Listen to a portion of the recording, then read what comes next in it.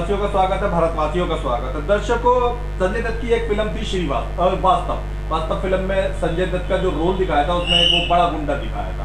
इसी तरीके से शबाना आजमी की एक फिल्म थी गॉड मदर, उसके अंदर वो एक महिला थी और महिला गुंडा बनी थी, महिला बदमाश बनी थी। हम हिंदी फिल्मों की तरफ अगर देखते हैं तो पुरुष गुंडा है, महिला गुंडा है, कई इस तरीके की फिल्में दिखाते रहते हैं। इक्की दुक्की फिल्मों में शायद आपने कभी किसी किन्नर को देखा हो। बात मैं इसलिए कर रहा हूँ कि हकीकत में समाज में स्त्री और पुरुष गुंडे बवाली होने के साथ या बदमाश या दबंग होने के साथ में किन्नर ने भी आजकल यही हरकत शुरू कर दी है कि वो भी दबंगगिरी शुरू कर रहे हैं। सवाल ये है कि पुरुष अगर दबंगगिरी करे तो उसे गिरफ्तार करने लोग पुलिस वाले पहुंच जाते हैं, महिला करे तो पुलिसकर्मी उसे गिरफ्तार कर लेते हैं। किन्नर के मामले में उतना शासन प्रशासन एक्टिव नहीं होता। ये बुरी चीजों में से एक है कि उस मामले में नहीं हो पाता। आज हम यहाँ मौजूद हैं रईसा बेगम के पास, हम शाहबाद डेयरी के अंदर मौजूद हैं। रईसा बेगम के बारे में बता दूं कि ये बहुत गुरु परंपरा के हिसाब से 700 साल पुराने एक किन्नर परिवार से जुड़ी हुई है और उस जमाने से जुड़ी हुई जब कश्मीरी गेट से लेकर टीकरी बॉर्डर तक का एरिया इनके पास होता था, तब एरिया भी बड़ा दूर दूर तक वीरान सुनसान हुआ करता था, तो काफी सारी कॉलोनियां बस गई। ये बड़ी प्रमुख प्रधान है, इनके काफी सारे शिष्य काम करते हैं, मेहनत मजदूरी करके ही सीधा साधा काम है। अगर मैं आपको किन्नरों के काम के बारे में बोलना पसंद करूंगा कि कभी आप एक काम करें, अपने 2-3 दोस्तों के साथ में जो है वो किसी शादी में जाइए और जरा 1 घंटा तक नाचिए। आप देखेंगे कि थोड़ी देर में आपकी हालत बुरी हो जाएगी, थकान के बारे में बुरा हो जाएगा। एक किन्नर इसी तरीके से जो है ना, वो जब इतनी प्रैक्टिस करता है, इतना काम करता है, तो 4 पैसे कमा पाता है। अलीपुर क्षेत्र से हूँ और मैं सरकार से न्याय मांगने के लिए कहती हूँ कि मुझे पूरा भरोसा है मेरे कानून पे, मेरे सरकार पे, मेरे भारत देश में। पर मेरे भारत देश में ऐसा नहीं होना चाहिए जो कोई कानूनी कार्रवाई करने से जो किन्नर आजकल मर्डर कर देते हैं और किन्नर दुनिया भर की कर देते हैं, फिरौती मांगते हैं, वसूली मांगते हैं। अगर उनको फिरौती वसूली नहीं दी जाए तो कुछ ये हरियाणा के किन्नर हैं जो इन मामलों में रहते हैं, तो मेरे पास में बहुत से सबूत है।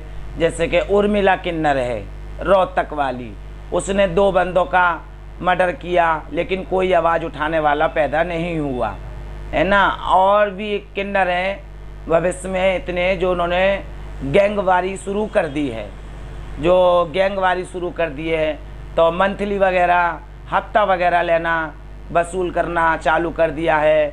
जैसे कि मैं गरीब किन्नर हूँ, मैं थोड़ा सा इलाका मांगती हूँ तो मुझसे कहते हैं कि अगर तुम मुझे 2 लाख रुपया महीना नहीं दोगे या 3 लाख रुपया मुझे महीना नहीं दोगे तो मैं तुम्हारा मर्डर करवा दूँगी या मैं तुम्हारा ये करवा दूँगी।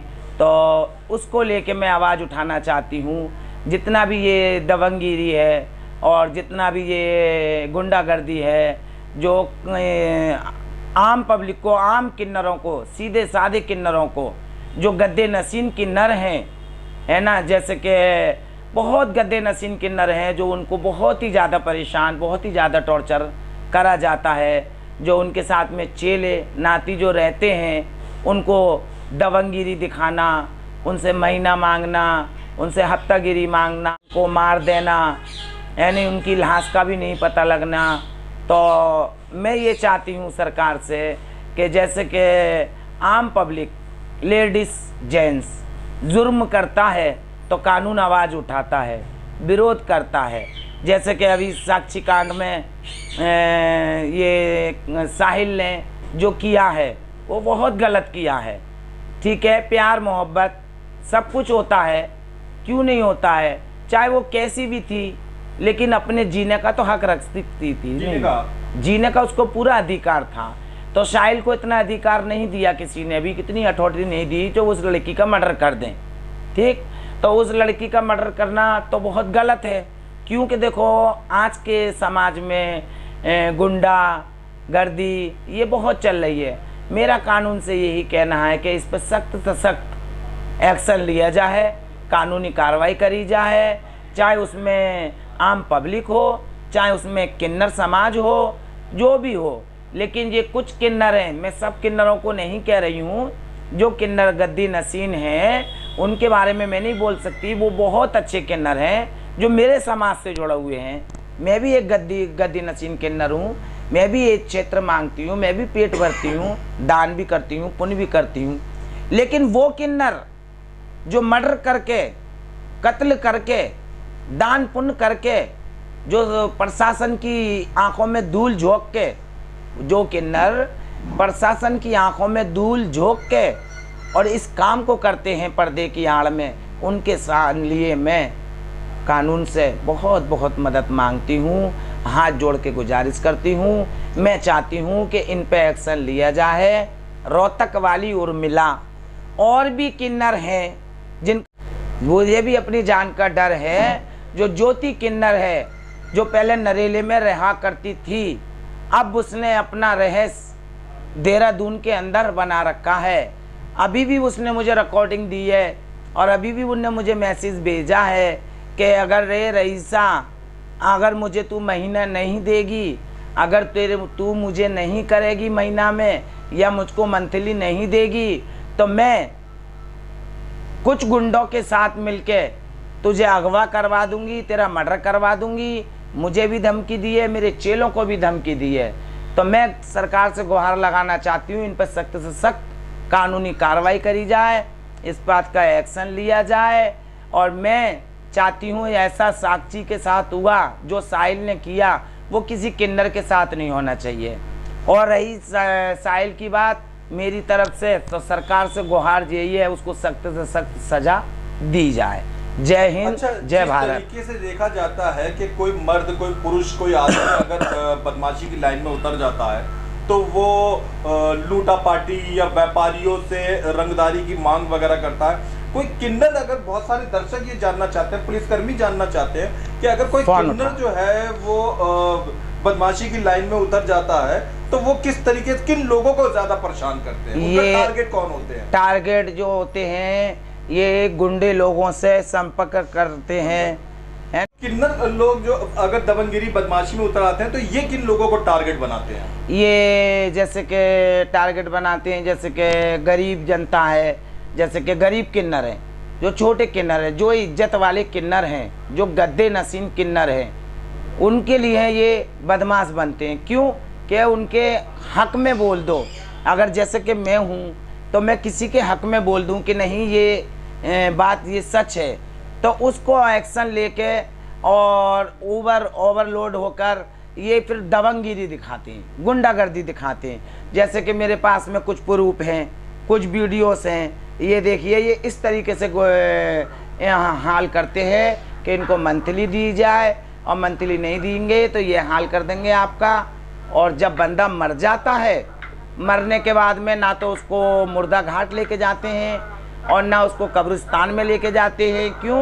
शमशान घाट वाला भी आईडी प्रूफ मांगता है और कब्रिस्तान वाला भी आईडी प्रूफ मांगता है।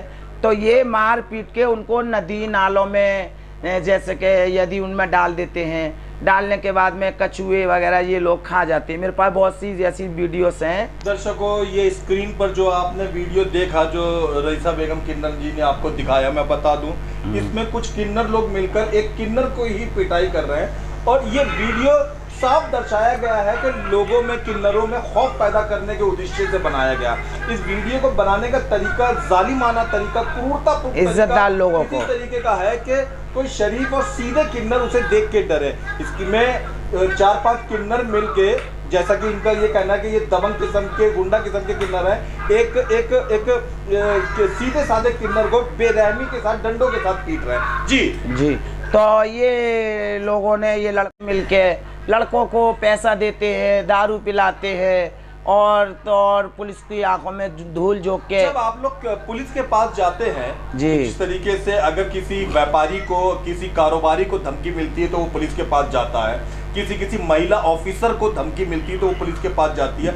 आप लोग जब पुलिस के पास जाते हैं बतौर किन्नर शिकायतकर्ता के तौर पे, तो कैसा एक्शन, कैसा रिएक्शन मिलता है, प्रतिक्रिया? एक्शन उसमें ये होता है जनाब कि जैसे कि नेता लोग होते हैं जी, जो नेता लोग होते हैं वो लोग मिल जाते हैं कुछ दबंग किन्नरों से। जी। नेता लोग भी आजकल है ना, मैं उनको बुरा नहीं कहती, लेकिन इतना ज़रूर कहूँगी कि नेता लोग हैं वो अच्छे किन्नरों को छोड़ के बदमाश किन्नरों में चले जाते हैं, उनसे मिल जाते हैं, उनसे जो भी जमा राशि मांगते हैं। अगर कोई भी है, जैसे कि मैं किसी भी नेता को जाके मिठाई खिला दूं किसी भी तरीके से, तो वो नेता थाने में जाके उसकी मदद कर देते हैं।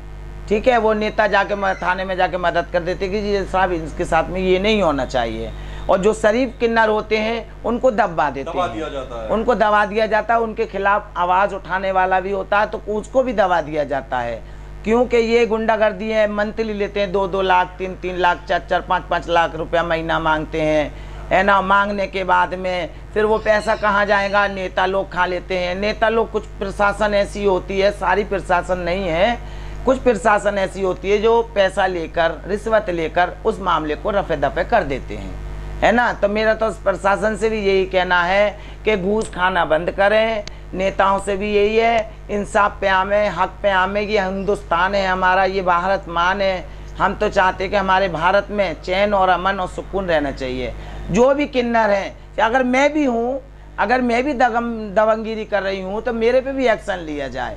मैं ये नहीं कह रही मुझे भी बख्शा जाए। कि जो हरियाणा के अंदर दबंगगिरी चल रही है, जो हरियाणा के अंदर गुंडागर्दी चल रही है, तो उन्होंने ऑफर दिया है कि हम दिल्ली में भी जाकर यही गुंडागर्दी करेंगे। प्रशासन हमारा क्या कर लेगी वो हम आगे जाके देखेंगे।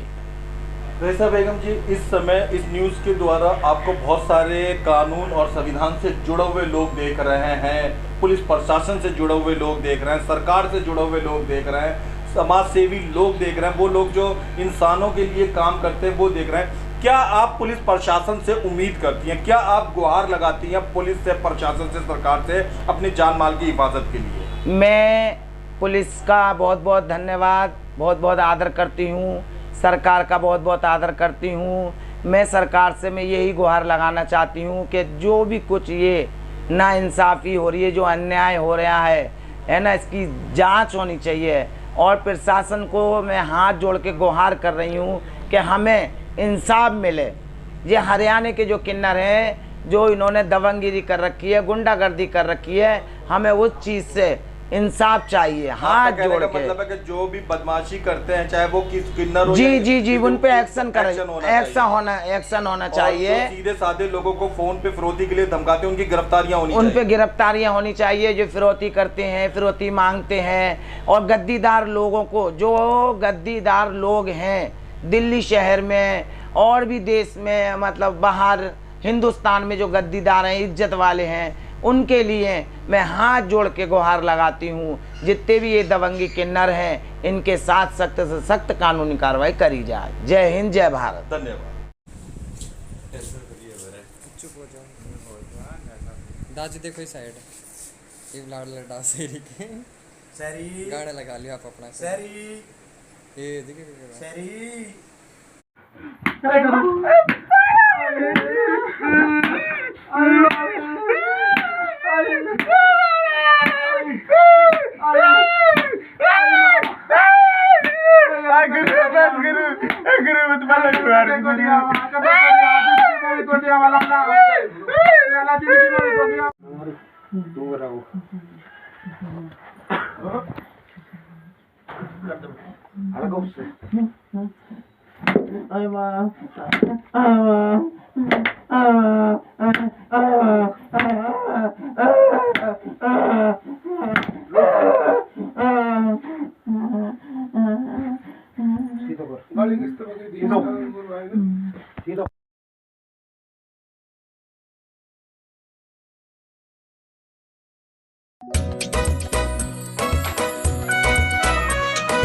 हर पल मस्ती और रंगीन विद सतमोला नमकीन, इससे बेटर है नथिंग। सतमोला नमकीन डिफरेंट टेस्ट है बेमिसाल, पनीर भुजिया भी कमाल, इसके टेस्ट के सब शौकीन। हाँ सतमोला नमकीन, सतमोला स्वीट्स एंड नमकीन, इससे बेटर है नथिंग। हाँ सतमोला नमकीन।